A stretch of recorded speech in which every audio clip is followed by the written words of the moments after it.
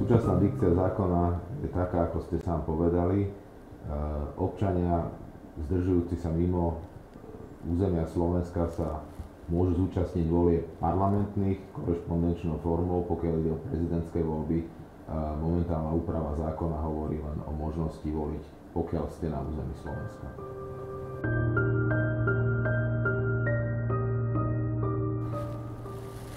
Obmedzovanie by som to nenazval, jednoducho zákonná úprava je momentálne taká.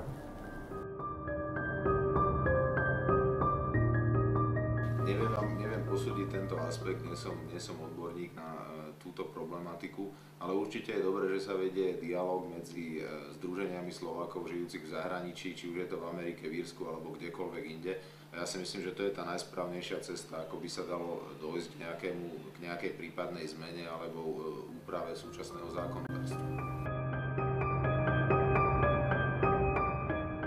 Úloha ambasády je vymedzená zákonnými ustanoveniami. Pokiaľ zákon ustanovuje možnosť volieb mimo územia danej krajiny, tak veľvyslanectvo nekoná z vlastnej vôle alebo nevyvíja aktivity, ktoré si samo vymyslí, má ich jasne vymedzené a v rámci nich koná to, čo konať musí. Čiže distribuuje volebné lístky alebo už čokoľvek iné, uspôsobuje danú ambasádu na tie voľby a tak ďalej.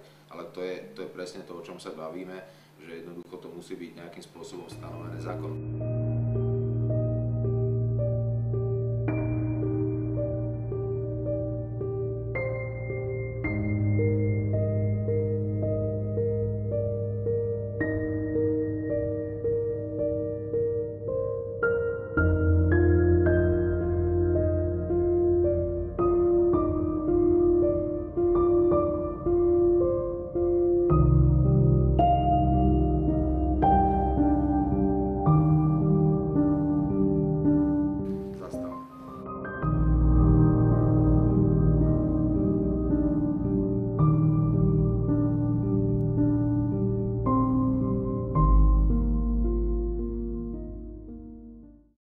Chcem upozorniť na to, že nie možno každému je známe, že Slováci žijúci v Írsku sa môžu zúčastniť volieb do jednak lokálnych volieb tu v Írsku a môžu sa zúčastniť volieb do Európskeho parlamentu.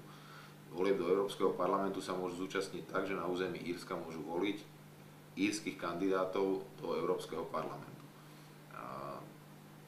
Čiže pokiaľ má niekto záujem takto vyjadriť svoj názor a zúčastniť sa politického života v Írsku, tak môže urobiť a môže sa zúčastniť európskych volieb.